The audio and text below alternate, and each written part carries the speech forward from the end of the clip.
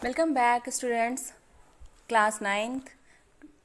इसके पहले मैं आप लोगों को बता चुकी हूँ पदार्थीय कणों के बारे में। इनकी क्वालिटीज़ क्या क्या होती हैं ये हम आपको 3 क्वालिटीज़ तो मैंने आपको बताए थे पहले ही।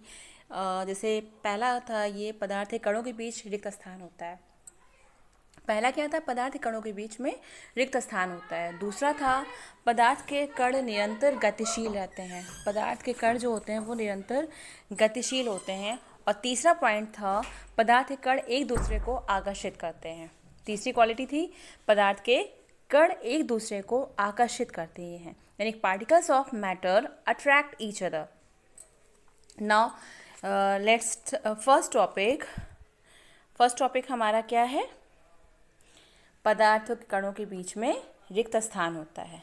ठीक, हमारा पहला क्या है लक्षण? पदार्थ के कणों के बीच में रिक्त स्थान होता है। तो कैसे पता करेंगे भाई पदार्थ के कणों के बीच में रिक्त स्थान होता है?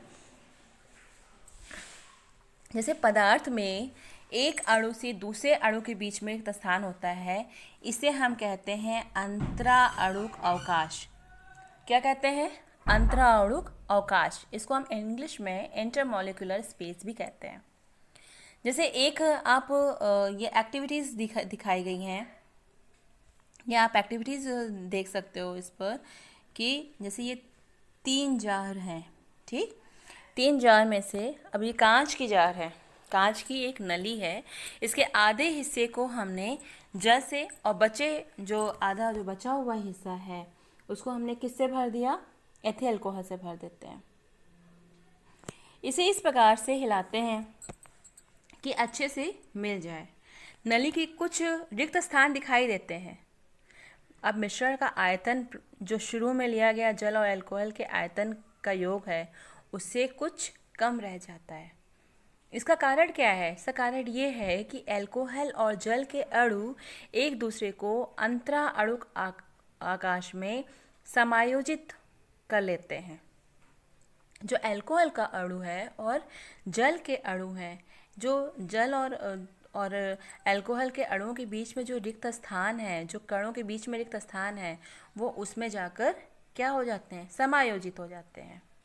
जैसे आप लोगों ने देखा होगा नमक, शर्करा, डिटॉल या पोटेशियम पर मैग्नेट के कण समान रूप से पानी में मिल जाते हैं। जैसे नमक को आप पानी में घोलो तो अच्छे से घुल जाता है, चीनी को घोलो तो चीनी भी घुल जाता है। इसी तरीके से जब हम चाय, कॉफ़ी या नींबू पानी बनाते हैं तो एक पदार्थ के कण दूसरे पदार्थ के कणों के रिक्त स्थानों में समायोजित हो जाते हैं। ठीक, इसीलिए हम कह सकते हैं कि पदार्थ के कणों के बीच में रिक्त स्थान होता है। अब हमारा दूसरी क्वालिटी है कि पदार्थ के कणों जो होते हैं वो निरंतर गतिशील होते हैं। पदार्थ के कण निरंतर गतिशील होते हैं। Particles of matter are continuously moving. इसका मतलब क्या हुआ बच्चों? कि जब अणु सदैव गतिशील अवस्था में रहता है, इसका मतलब जब पदार्थ के कण निरंतर गतिशील रहते हैं तो पदार्थ के जो अणु हैं वो हमेशा गतिशील अवस्था में रहेंगे, उनकी गतिज ऊर्जा ज़्यादा होगी। तापमान जब हम इसका बढ़ाएंगे, टेम्परेचर बढ़ाएंगे, तब क्या होगा? तो वो गतिज ऊर्जा बढ़ जाएगी। अच्छा, अब आपको सोचते होगे कि हमें ये अणुओं की गतिशीलता को देखनी है, कैसे पता करें हम? तो इसके लिए आप एक वॉच ग्लास लीजिए, उसमें जल की थोड़ी सी मात्रा उसमें रखिए, उसमें कुछ लाइकोपोडियम का पाउडर मिला दीजिए। अब इस मिश्रण को जब आप माइक्रोस्कोप से देखोगे तो लाइकोपोडियम के कण तीव्र गति से विभिन्न दिशाओं में अनियमित रूप से गति करते रहते हैं। अब इन कणों की चाल और गति जो होती है वो निश्चित नहीं होती है। क्यों निश्चित नहीं होती है? इसका कारण ये है कि द्रव के अणु जो हैं वो इधर उधर गति करते हुए लाइकोपोडियम के जो कण हैं उनसे टकरा जाते हैं, और जब उनसे टकराते हैं तो उन कणों को भी गतिमान कर देते हैं। तो ये विधि जो है इस प्रयोग से इसका जो प्रयोग था सबसे पहले रॉबर्ट ब्राउन ने किया था। इस गति को हम आणविक गति कहते हैं, क्योंकि अणुओं की गति हो रही है इसलिए हम इसको आणविक गति कहते हैं। और सबसे पहले इसको रॉबर्ट ब्राउन ने किया था। और इस प्रकार की गति को इसीलिए ब्राउनी गति कहा जाता है। क्यों ब्राउनी गति कहा जाता है? क्योंकि रॉबर्ट ब्राउन ने किया था, इसीलिए इसको ब्राउनियन मोशन या फिर ब्राउनी गति कहा जाता है। अब अणु की गतिशीलता को अगर हमें और अच्छे से देखना है तो हम दूसरा एक एक्टिविटी करके देख सकते हैं। कैसे देखेंगे, चलिए देखते हैं। कांच के एक लंबे जार ले लीजिए, उसमें पोटेशियम पर मैग्नेट के कुछ क्रिस्टल डाल दीजिए। पोटेशियम पर मैग्नेट के क्रिस्टल ऐसे नहीं डालेंगे आप, कागज की पुड़िया में बंद करके डालेंगे। अब जार में धीरे धीरे जल मिलाइए, पानी मिलाइए। तो जल का जो प्रभाव रहेगा, जल जब मिलाते जाएंगे तो उसमें जो कांच के लंबे जार में आपने कागज़ की पुड़िया रखी है, तो बेटा पानी मिलाने पर क्या होगा, जल से या पानी से जो कागज़ है वो गलने लगेगा, जिससे जब कागज़ गलेगा तो उसमें रखा हुआ पोटेशियम परमैंगनेट भी जल में घुलने लगेगा। सबसे पहले देखोगे नीचे का जो जल है उसका रंग कैसा हो गया है, गुलाबी हो गया है। क्या हो गया है, गुलाबी हो गया है। ये देखिए जल का रंग क्या हो जाता है, गुलाबी हो जाता है। और फिर यह रंग ऊपर तक धीरे धीरे बढ़ जाता है। इससे जल में पोटेशियम परमैंगनेट की जो अणु हैं उनकी गतिशीलता बढ़ जाती है। इससे क्या होता है, जल में पोटेशियम परमैंगनेट के अणुओं की गतिशीलता बढ़ जाती है। ये देखिए। अब दूसरा प्रयोग भी आप करना चाहो तो कर सकते हो। दूसरा प्रयोग आपका किचन में है। भाई किचन तो आप लोग सभी जाते होंगे। जैसे रसोई घर में अगर कोई हलवा बना रखा है, ठीक है, आप किचन में गए और हलवा पहले से बना रखा हुआ है, तो दूर से उसकी सुगंध नहीं मिलेगी। लेकिन यदि उसको कढ़ाई में गर्म किया जाए तो हलवे की सुगंध भैया घर के दूसरे कोने में भी पहुंच जाती है। इससे निष्कर्ष निकलता है कि जब तापमान बढ़ाया जाता है तब पदार्थ के कणों की गतिशीलता भी बढ़ जाती है। जब तापमान बढ़ाया जाता है तो पदार्थ के कणों की गतिशीलता भी बढ़ जाती है। ये देखिए, तापमान बढ़ाने पर गतिशीलता बढ़ती है। ठीक, चलिए अब दूसरा एक्टिविटी भी आप देख सकते हो। जैसे आप किसी कमरे में बैठे हो, ठीक है, वहाँ पर आपने एक बुझी हुई अगरबत्ती रख दी। कौन सी अगरबत्ती रख दी है, बुझी हुई अगरबत्ती रख दी है। अब क्या हो रहा है, इसकी जब सुगंध लेने के लिए आप जाओगे तो उसके पास तक जाना पड़ेगा, बहुत पास तक जाना पड़ेगा। लेकिन अगर आप उसी अगरबत्ती को जला दो तब क्या होगा, तो क्या दूर से ही आपको सुगंध आपको नहीं मिलेगी, आपको दूर से ही पता चल जाएगा, दूर से आपको उसकी महक मिल जाएगी। अब इसका अवलोकन किया आपने कि जो बुझी हुई अगरबत्ती थी उसकी सुगंध लेने के लिए हमें बहुत पास जाना पड़ रहा था। जब उसी अगरबत्ती को हमने जला दिया तब क्या हुआ, तब हमें दूर से ही उसकी स्मेल आने लगी। इसका मतलब पूरे कमरे में अगरबत्ती की महक फैल गई।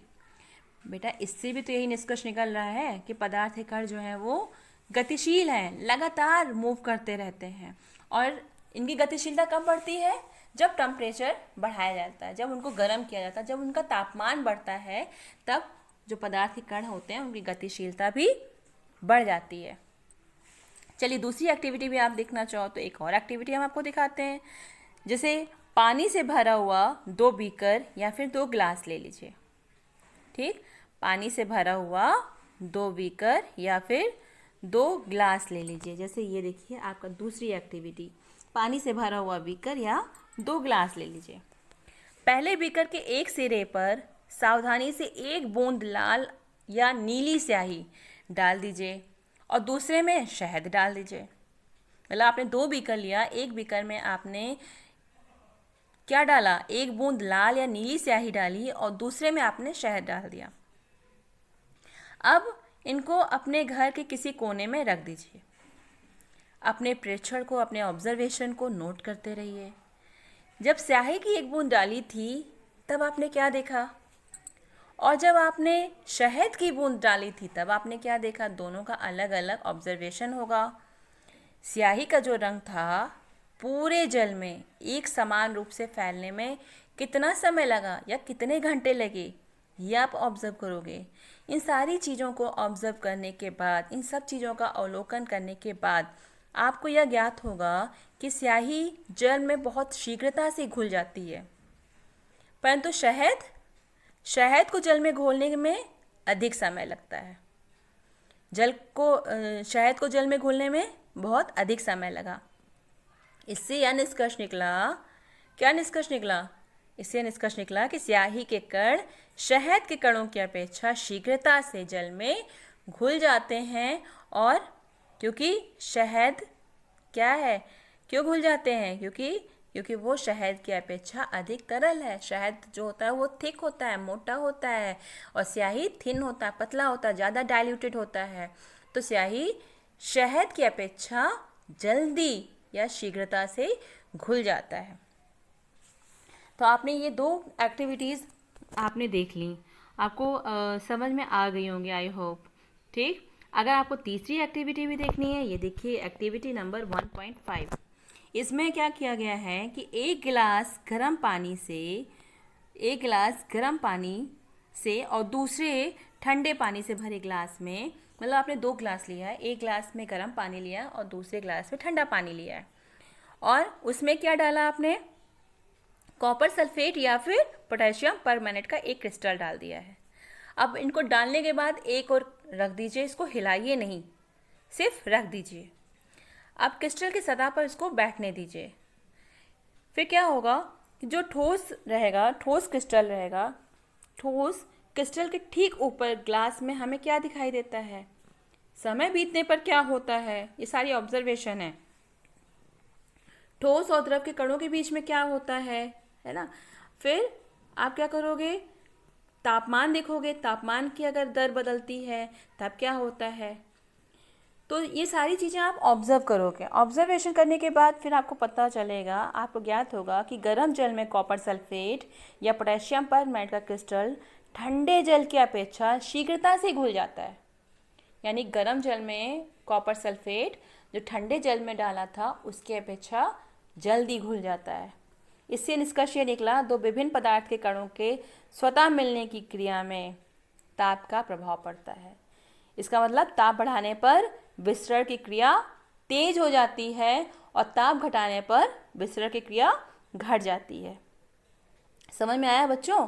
ताप बढ़ाने पर विसरण की क्रिया तेज हो जाती है और ताप घटाने पर विसरण की क्रिया धीमी हो जाती है। अब भैया इन सारे एक्टिविटीज से आप ये कह सकते हो कि पदार्थ के कण लगातार गतिशील होते हैं। अब आप ये कह सकते हो ना कि पदार्थ के कण लगातार गतिशील होते हैं, इनमें लगातार मूवमेंट होता रहता है। ठीक, इनमें लगातार मूवमेंट होता रहता है। अच्छा, फिर क्या है आपका दूसरी गुण क्या थे? पदार्थ के अणु, जो पदार्थ के कण हैं वो एक दूसरे को आकर्षित करते हैं। ठीक है, तीसरा क्या था आपके? पदार्थ के कण एक दूसरे को आकर्षित करते हैं। तो पदार्थ के कण जो हैं जब एक दूसरे को आकर्षित करेंगे, इसका मतलब उनके बीच में कोई बल लग रहा है। हाँ, तो कौन सा बल लग रहा है? आकर्षण बल लग रहा है, जिसके फलस्वरूप वे एक दूसरे से बंधे रहते हैं। कौन सा बल लग रहा है? आकर्षण बल लग रहा है। इसको हम कहेंगे आकर्षण बल। आकर्षण बल,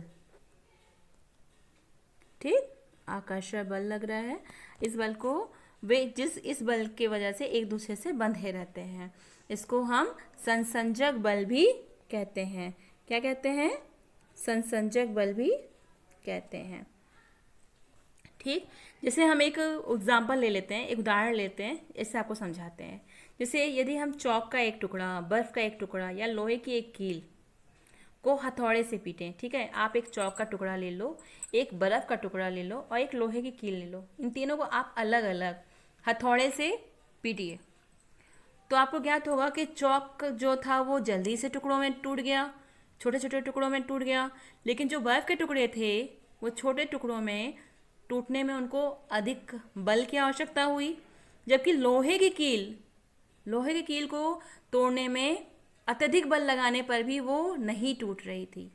इससे ये पता चल रहा था कि चौक के कण थे वो जल्दी टूट जा रहे थे। इसका मतलब उसमें आकर्षण बल बर्फ के कणों से कम और लोहे के कणों से अत्यधिक कम है। ठीक, मतलब सबसे ज़्यादा आकर्षण बल किस में है? कील में है। फिर किस में है? फिर बर्फ़ के कणों में है और फिर चॉक के कणों में। नहीं, सबसे कम जो आकर्षण बल था वो चॉक के कण में था। ठीक, जैसे आप एक एक्टिविटी आप स्कूल की आप देख सकते हो, जैसे स्कूल के मैदान में आप लोग खेलते तो हो गई है ना बच्चों। जैसे अभी तो लॉकडाउन की वजह से स्कूल बंद है, लेकिन आप सब वो सब खेल, वो सारे फ्रेंड्स सबको मिस कर रहे होगे। तो आप सपोज़ कर लीजिए कि एक मैदान में, मतलब जो आपकी ग्राउंड, जो आपकी फील्ड है, प्लेग्राउंड है, उसमें आप अपने फ्रेंड के साथ खेल रहे हैं। तो उसमें 4 समूह बनाकर आपको 4 ग्रुप बनाने हैं। 4 समूह मतलब 4 ग्रुप बनाने हैं, ठीक है। और हर एक को एक दूसरे से खूब अच्छे से कैसे करना है, जो हर एक ग्रुप रहेगा एक दूसरे का हाथ पकड़कर अच्छे से एक ग्रुप बना लो। पहला वाला ग्रुप जो बनेगा एक दूसरे को अच्छे से पकड़ लेगा, कस कर पकड़ेगा। दूसरा ग्रुप रहेगा एक दूसरे का हाथ पकड़कर एक सिर्फ मानव श्रृंखला बनाएगा। तीसरे ग्रुप में क्या होगा, केवल उंगली के सिरे से छूता हुआ एक श्रृंखला बनेगी। और जो चौथा समूह होगा उसमें क्या होगा, इन तीनों श्रृंखलाओं को तोड़कर छोटे छोटे समूहों में वो बंटने का प्रयास करेंगे। अब बताइए, आप ये खुद ही इसको आप अज्यूम करिए तो आपको समझ में आएगा किस समूह को तोड़ना आसान था और क्यों। जो अलग अलग थे उनको, या फिर जो आपस में कसकर एक दूसरे के साथ बंधे हुए थे उनको। ऑब्वियस ही बात है, आप तुरंत ही कहोगे कि मैम जो अलग अलग थे, जो अलग अलग ग्रुपों में बटे हुए थे, जैसे आप लोगों ने वो कहानी नहीं सुनी है, हाँ, एकता में शक्ति, बस वही वाला हाल है यहाँ पर। आपको बस यही देखना है कि जब वो अलग अलग रहेगा तो उसको तोड़ना आसान हो जाता है। वहाँ पर आसंजक बल नहीं है, वहाँ पर कोई भी आकर्षण बल नहीं है, तो एक दूसरे को तोड़ना आसान हो जाता है। देखिए, यदि हम अवलोकन करें तो हमें ज्ञात होगा कि जिस समूह ने केवल उंगली के सिरे को छूकर मानव श्रृंखला बनाई थी उसे तोड़ना आसान था, क्योंकि वे आपस में क्या अधिक मजबूती से नहीं बंधे हुए थे। इसके विपरीत उस समूह को जिसमें एक दूसरे का हाथ पकड़कर मानव श्रृंखला बनाई थी उसको तोड़ना कठिन था, क्योंकि वे आपस में मजबूती से बंधे हुए थे। इससे निष्कर्ष ये निकलता है बच्चों कि जो दूसरा ग्रुप था जिसमें हाथ पकड़कर मानव श्रृंखला बनाई थी, उसमें प्रत्येक छात्र ने एक दूसरे को सबसे अधिक बल से पकड़ा हुआ था, एक दूसरे को खूब अच्छे से जोड़ा हुआ था। तो आपको ये क्रियाकलाप आई होप समझ में आ गया होगा। ये समझ में आ गया होगा कि जहाँ पर एक दूसरे के साथ एक जो कण आपस में बंधे होते हैं वहाँ आकर्षण बल ज़्यादा होता है, और जहाँ पर एक दूसरे से खिंचते जाते हैं, एक दूसरे से दूर होते जाते हैं, वहाँ पर आकर्षण बल कम होता जाता है। और जब कम होता जाएगा तो उसको तोड़ना आसान हो जाएगा। बच्चों, आज के लिए इतना ही। आई होप आप तीनों गुणों को अच्छे से समझ गए होंगे। पहला कौन सा गुण था, मैं एक बार फिर से आपको रिकॉल करा दूं। पहला गुण था कि पदार्थों के बीच में रिक्त स्थान होता है, पदार्थों के बीच में रिक्त स्थान होता है। दूसरा गुण था पदार्थ कण निरंतर गतिशील होते हैं। और तीसरी जो क्वालिटी थी वो ये थी कि पदार्थ के कण एक दूसरे को आकर्षित करते हैं। आज का टॉपिक यहीं पर ख़त्म होता है। ये सारे क्वालिटीज़ के बारे में, आप सारे जो पार्टिकल्स हैं उनके बारे में, उनके कैरेक्टरिस्टिक फीचर्स के बारे में आपने जाना। अब आपको जो नया टॉपिक रहेगा वो रहेगा इनके स्टेट ऑफ मैटर्स के बारे में, कि कितने टाइप के होती हैं, कौन कौन सी अवस्थाएं होती हैं, पदार्थ की क्या क्या अवस्थाएं होती हैं, उसके बारे में हम लोग डिस्कस करेंगे आगे के लिए। बस आज के लिए बस इतना ही। Thank you.